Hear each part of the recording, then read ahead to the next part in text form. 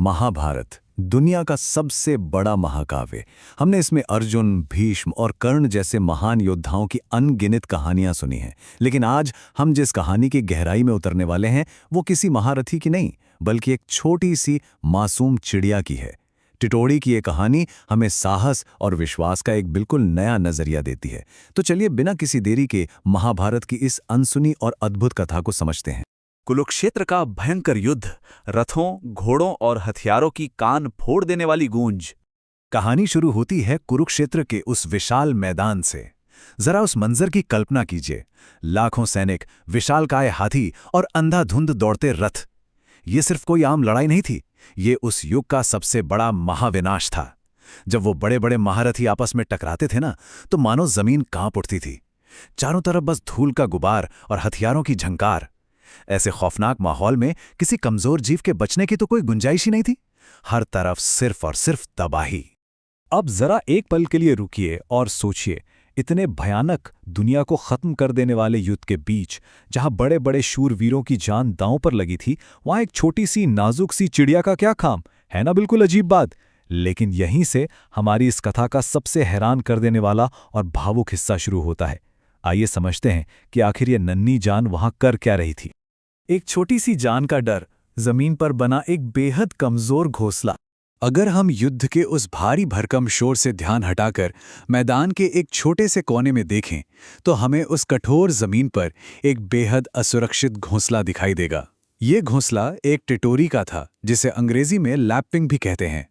अब इस पक्षी की सबसे दिलचस्प बात यह है कि ये पेड़ों पर नहीं, बल्कि सीधे जमीन पर अपने अंडे देती है। अब आप ही सोचिए, कुरुक्षेत्र जैसी जगह, जहां हजारों घोड़ों और रथों के पहिए जमीन को बुरी तरह रौंद रहे हों, वहां जमीन पर रखे उन नाजुक अंडों पर क्या बीत रही होगी। ये स्थिति एक बहुत ही बड़े विरोधाभास को हमारे सामने रखती है।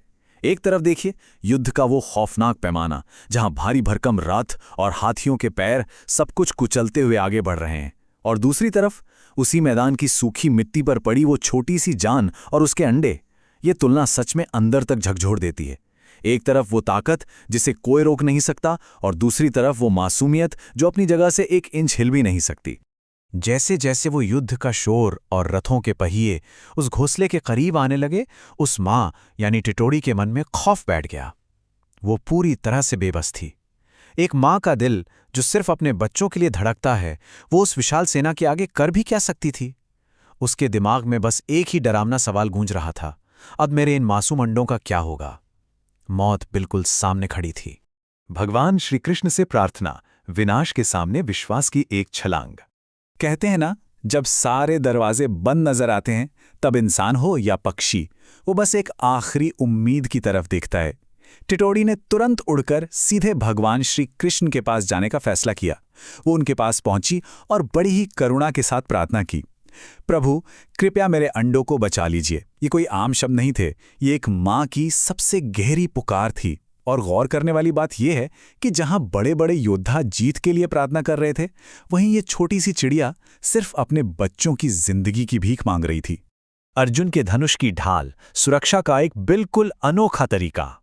अब भगवान श्री कृष्ण ने युद्ध को तो नहीं रोका, क्योंकि कर्म का चक्र तो चलना ही था, लेकिन उन्होंने सुरक्षा का एक ऐसा कमाल का तरीका निकाला जिसके बारे में कोई सोच भी नहीं सकता था। टिटोड़ी की पुकार सुनकर वो बड़ी शांति से मुस्कुराए। फिर उन्होंने अपने मित्र अर्जुन को एक अजीब सा आदेश दिया। उन्होंने कहा कि अपना विशाल धनुष जमीन पर रख दो। जैसे ही अर्जुन ने अपना वो भारी भरकम धनुष उन अंडों के ठीक ऊपर रखा, वो एक मजबूत और अभेद्य ढाल बन गया। सोचिए, जो हथियार जान लेने के लिए बना था, वही आज जान बचाने का काम कर रहा था। समय बीतता गया और युद्ध भयंकर होता चला गया। पहले दिन धनुष को घोंसले के ऊपर रखा गया। फिर युद्ध के बीचों बीच उस धनुष के चारों ओर सबसे खौफनाक लड़ाइयां लड़ी गईं। उसके पास से रथ गुजरे, हाथी दौड़े और हजारों सैनिक लड़े। लेकिन कई दिनों बाद भी, जब पूरा मैदान खून और तबाही से भर चुका था, वो धनुष अपनी जगह से टस से मस नहीं हुआ। बाहर भले दुनिया खत्म हो रही थी, लेकिन उस धनुष के नीचे वो अंडे पूरी तरह से महफूज थे। सच्ची प्रार्थना की शक्ति, चमत्कार और इसका गहरा अर्थ।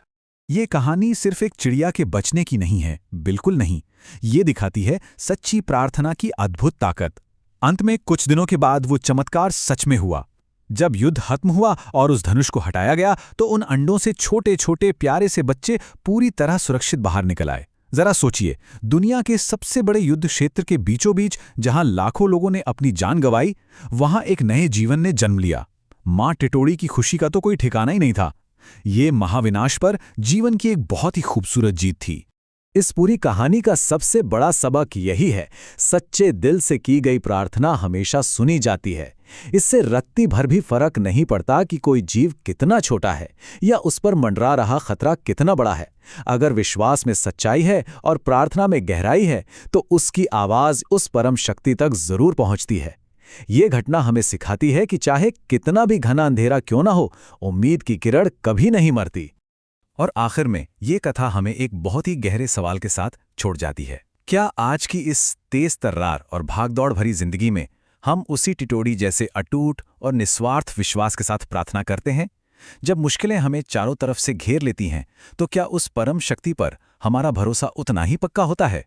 ये सच में सोचने वाली बात है। महाभारत की इस प्राचीन कहानी से हम अपनी आज की जिंदगी के लिए बहुत कुछ सीख सकते हैं। इस दिलचस्प कथा के विश्लेषण में हमारे साथ जुड़ने के लिए आपका बहुत बहुत शुक्रिया।